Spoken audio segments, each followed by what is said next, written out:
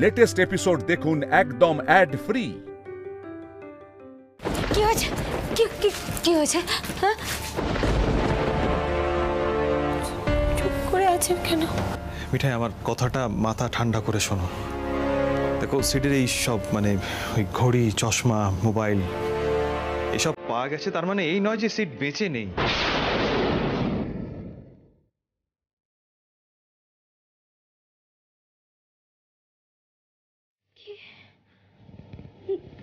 দাদা ভাই,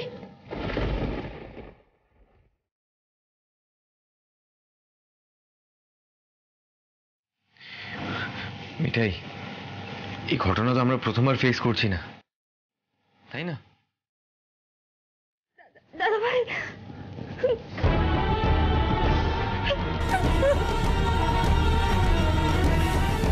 please control yourself. Please, কি হচ্ছেটা কি? আগে মিঠাইকে দেখো প্লিজ।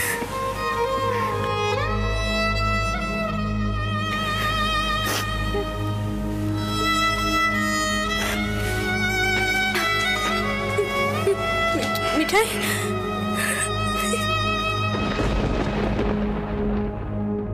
এসো সাক্ষ্য বাবু এন্ড মিষ্টি সোনা, তোমরা দুজনে এখানে চুপ করে বসো তো দেখি। আজকে জেম্মা তোমাদের ডিনার করে খাবে। আমি দুধ রুটি খাবো। আচ্ছা, আমি কিছু খাবো না। আবার দেখো মিষ্টি, তুমি কিন্তু কিছু না খেলে বাবাই খুব কষ্ট পাবে। বাবাই কষ্ট পাবে? তাহলে দাও, যা দেবে আমি তাই খেয়ে নেব। বাবাই ফিরবে তো? আসবে মিষ্টি, বাবাই ঠিক আসবে। দেখো, আমি কিন্তু কোনো রকম ভাবে ব্ল্যাকমেলড হব না। হ্যাঁ, আমি জানি আমি কি করেছি। আমি আসছি, সামনাসামনি কথা হবে।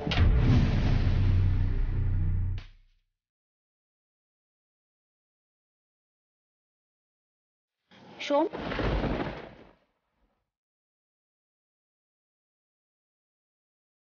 কার সাথে কথা বলছিল গো? কি হয়েছে? ব্ল্যাকমেল নাকি শুনলাম? তুমি এখনো সব কথা আড়ি পেতে শোনো নাকি? আশ্চর্য ব্যাপার তোমার, সত্যি। বাজে কথা কেন বলছো? আবার সেই পুরনো টোনে কথা বলছো। কি হয়েছে স্পষ্টভাবে বলো না। বাচ্চা দুটো শুনছে, আস্তে কথা বলো। কি ব্যাপার? কি হচ্ছে কি? হ্যাঁ, কি বলছি, সিদ্ধার্থর কোনো খবর টবর কিছু পাওয়া গেল? আর মিঠির? এখন তো দেখছি কারোরই ফোন টোন পাওয়া যাচ্ছে না। এদিকে রাতুলটা ফোনই ধরলো না। এত টেনশন হচ্ছে না, তাই চলে এলাম এখানে। কোনো খোঁজ পাওয়া যায়নি না? নন্দা, তুই বাচ্চা দুটোকে একটু দেখবি। এদিকে একজনের মুড মর্জি কিছুই বোঝা যায় না। বাচ্চা দুটো বাবার চিন্তায় অস্থির, তার মধ্যে তাদের জেম্মার মাথায় যত উদ্ভট চিন্তা কর, বিরক্ত লাগে। রাজীব, আমি বেরোচ্ছি, একজন ক্লায়েন্ট ডেকেছে। এখন? হ্যাঁ, আর কি করা যাবে বলো? আমাদের ব্যবসায় দিন রাত আছে নাকি? মিঠাইটা একটু সুস্থ হয়ে উঠুক, ও ব্যবসায় ফিরলে আমি আবার একটু হালকা হব।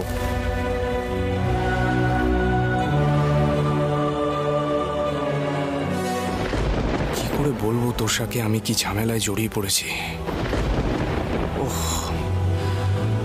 আমাকে সঙ্গীতার সঙ্গে দেখা করে এই সমস্যার সমাধান করতেই হবে। চলি, ফিরতে রাত হবে। দেখলে তো কিভাবে কথা বললো আমার সাথে। ঠিক আছে তোষা, সিটকে পাওয়া যাচ্ছে না, তাই বোধহয় একটু অস্থির আছে। রাতে ফিরলে কথা বলে নিও। ও যে মা, খাবো তো, চলো এসো।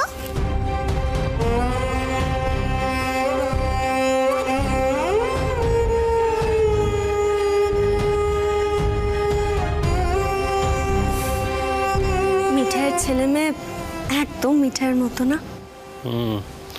ওরা কারোর দুঃখ দেখতে পারে না, কিন্তু আমি ভাবছি যে কুসুমপুরে ওরা কি করছে। সিদ্ধার্থ আর মিঠির কি কোনো খবর পাওয়া গেল? জানো গিন্নি, আমার মনটা না কিরকম অস্থির অস্থির করছে।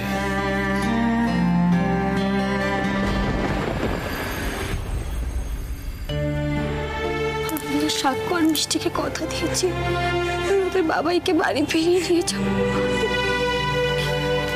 পুলিশ দাদা, দাদা, আপনার কি মনে হচ্ছে আমাকে বলুন? মিষ্টির বাবা বেঁচে আছেন তো? আমার কাছে কিছু লুকাবেন না, সত্যি করে বলুন। মিষ্টির বাবা বেঁচে আছে তো? বেঁচে আছে তো? এখন কি মনে হবে আমার? তবে এটুকু বুঝতে পারছি, খুব ভেবে চিন্তে ইনভেস্টিগেট করতে হবে, তা না হলে আমরা কোনো কনক্লুশনে পৌঁছতে পারবো না।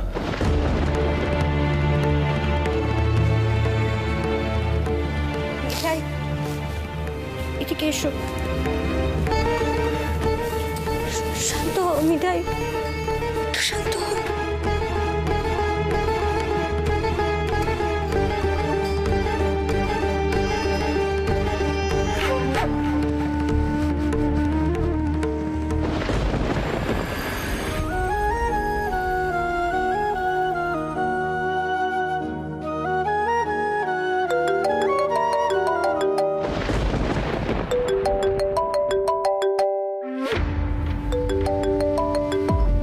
হ্যাঁ রাতুল বল, বলছি যে সিদ্ধার্থর কোনো খবর পাওয়া গেল? কিছু জানতে পারলি?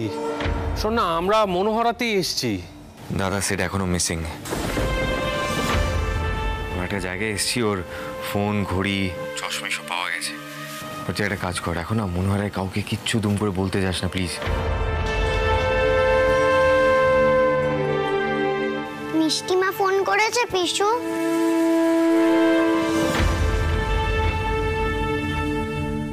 দাও না গো ফোনটা। এই রাতুল বলছি, মিঠাইকে একটু ফোনটা দে না, বল মিষ্টি কথা বলবে। দাদা মিঠাই এখন কথা বলার অবস্থায় নেই। সবাই বাবু,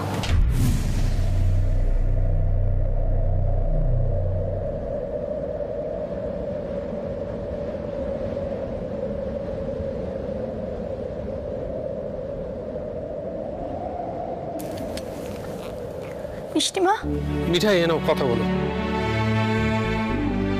মিষ্টিমা, বাবাইয়ের কোনো খবর পেয়েছিস রে?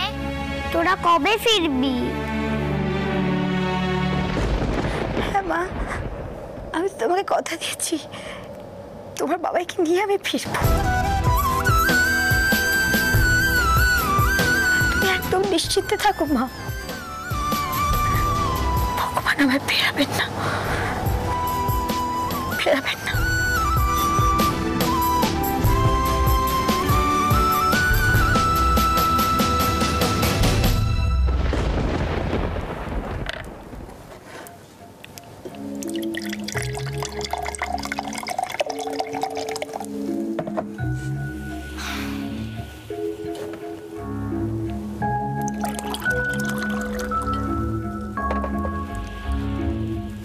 শোনো শোন, শুধু শুধু এত উত্তেজিত হয়ে কি লাভ বলো তো?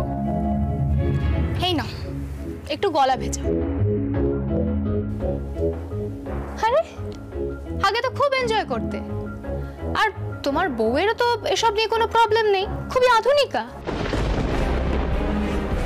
হ্যাঁ অবশ্য ওর এই আধুনিকতা নিয়ে তোমার আগে খুব প্রবলেম ছিল, তাই না?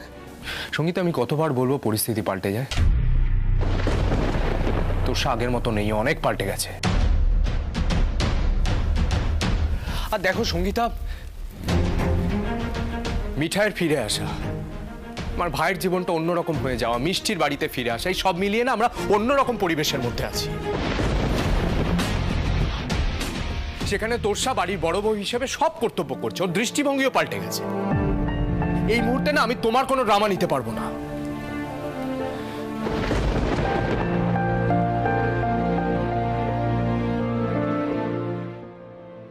তুমি কি জানো আমার ভাই কুসুমপুরে গেছে, সেখানে ওর কোনো খোঁজ পাওয়া যাচ্ছে না?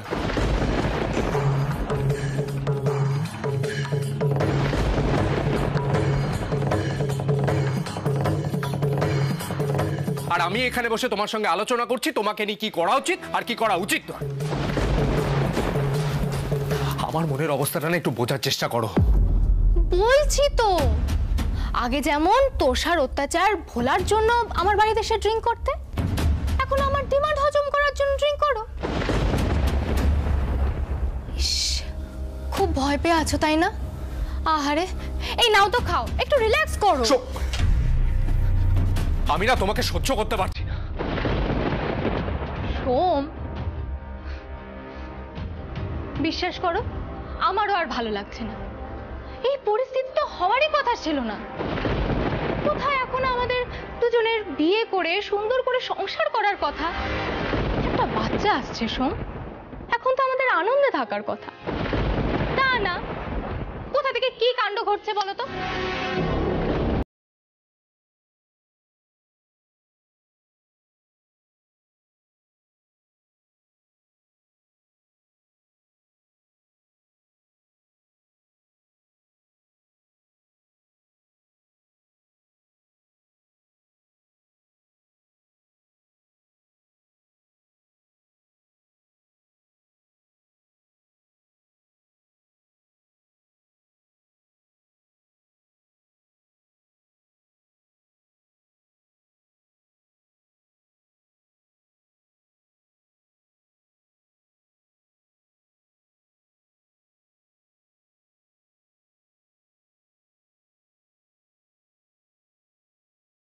সঙ্গে কোনো কিছু বলে লাভ নেই, এবার আমি নিজের মতো করে বিষয়টা সামলাবো।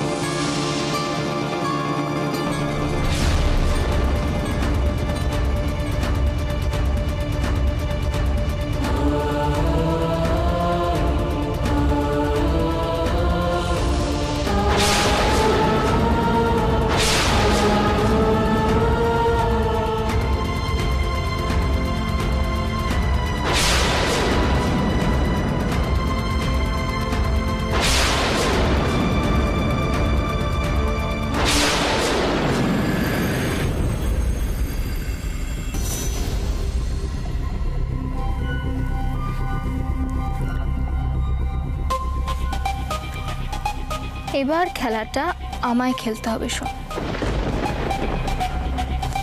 ভদ্রভাবে সম্পর্ক তৈরি করে তোমায় বিয়ে করতে চেয়েছিলাম। তোমার ব্যবসায় ভাগটা আমি প্রথম থেকেই চেয়েছিলাম। সবকিছুই তো ঠিকঠাক যাচ্ছিল,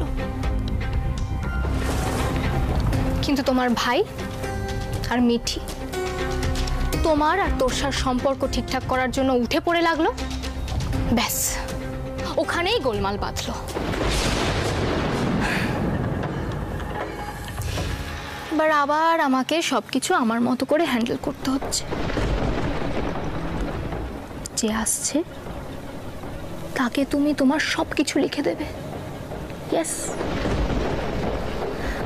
আর সেটাই হবে তোমার শাস্তি।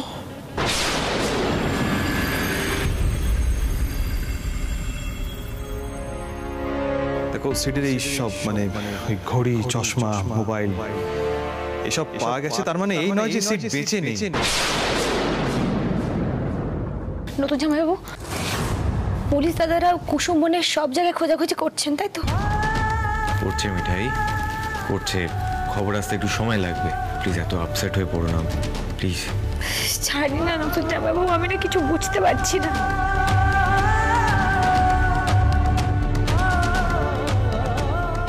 আচ্ছা, মিষ্টির বাবাই তো পায়েলের মুখোশ খোলা পর্যন্ত কুসুমপুরের ব্যাপারে কাউকে কিছু জানাননি, তাই না? তারপর বিকেলে অফিসে বেরিয়ে গেলেন।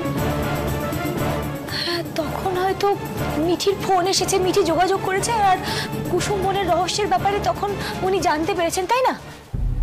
সম্ভবত তাই। কিসের যে রহস্য? রহস্যের কথা না বললে তো মিষ্টির বাবাই কুসুম বনের ধারের ঘরে একা জোর করে থাকতেন না। কিন্তু ঘর থেকে মিষ্টির বাবাই জিনিসপত্র শুধু পাওয়া গেল, মিঠির কোনো খোঁজই পাওয়া গেল না। মিষ্টির বাবাই তো মিঠির সাথে দেখা করতে এসেছে। হ্যাঁ, তাই হবে, কারণ সেখান থেকে তো বললো মিঠির ব্যাপারে জিজ্ঞাসা করছিলেন, তাই না? হ্যাঁ, বড়বাবু তো সেই কথাই বললো। এক সেকেন্ড, মিঠির খোঁজ করলো সিড, হ্যাঁ? মিঠি ডক্টর ব্যানার্জিকে জানালো সে কুসুমবনের দিকে যাচ্ছে, রাইট? কুসুমবনের ধারে একটা ঘরের মধ্যে থেকে সিডের জিনিসপত্র পাওয়া যায়, but there is no trace of Mithi. Mithai ঠিকই ধরেছে, মিঠি হলো সেই মিসিং লিঙ্ক যেটা আমরা জুড়তে পারছি না। দাদা ভাই আর মিঠি যদি একসাথে থাকতো তাহলে তবু একটা এক্সপ্লেনেশন হতে পারত যে ওদের দুজনকে কেউ একসাথে কিডন্যাপ করে নিয়েছে বা আটকে রেখেছে। এইসব তো ভাবতেই পারতাম আমরা, তাই না? একটা কথা বলবো, আমার মনে হচ্ছে এর পিছনে মুখোশ পরে কেউ রয়েছে। সে খেলা খেলছে একটা, শেষ বলে যেন কিছু নেই, আর সেই খেলাতে জড়িয়ে পড়েছে মিষ্টির বাবাই। মিষ্টির বাবাই তো পুলিশে কাজ করে, পুলিশকে সরিয়ে ফেলাটা খুব জরুরি, তাই না?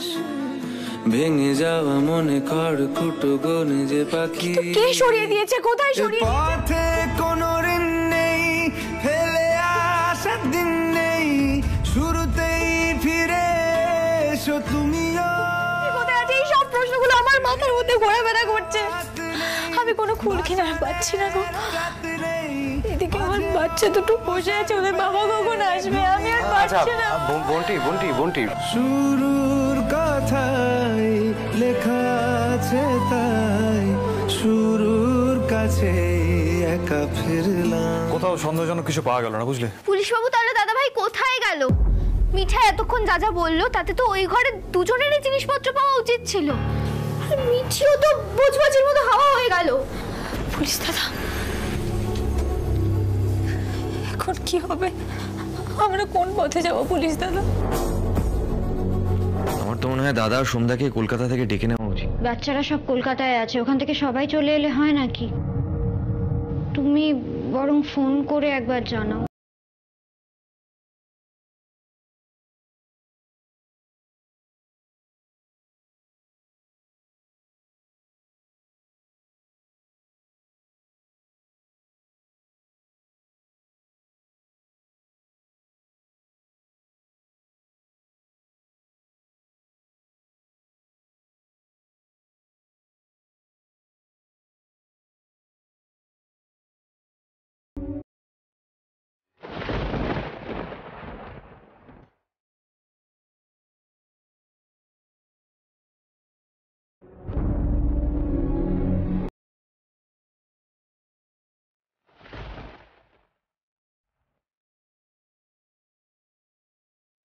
এভাবে কি দেখছো সোম? আমাকে চিনতে পারছো না?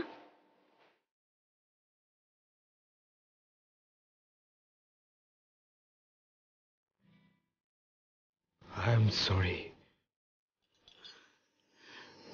সরি কেন বলছো তুমি? আমি তো তোমার নিজেরই, তোমার সন্তানের মা হতে চলেছি। আমাকে তুমি শুধু নিজের করে নাও, আর কিচ্ছু চাই না।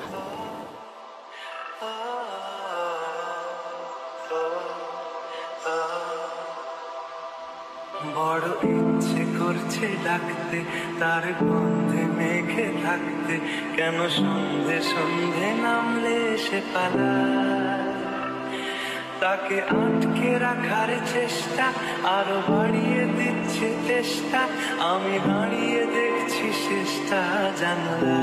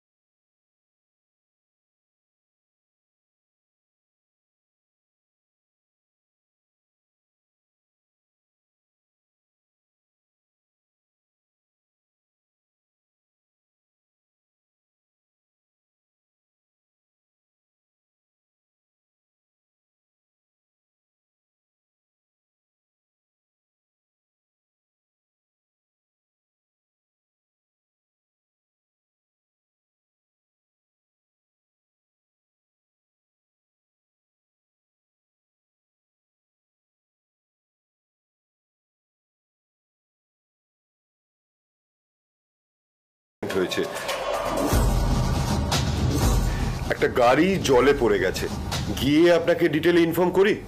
ওকে।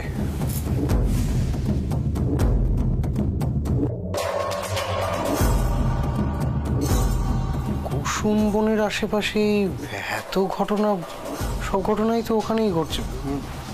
অদ্ভুত না? হ্যাঁ ডক্টর ব্যানার্জি, তা তো বটেই।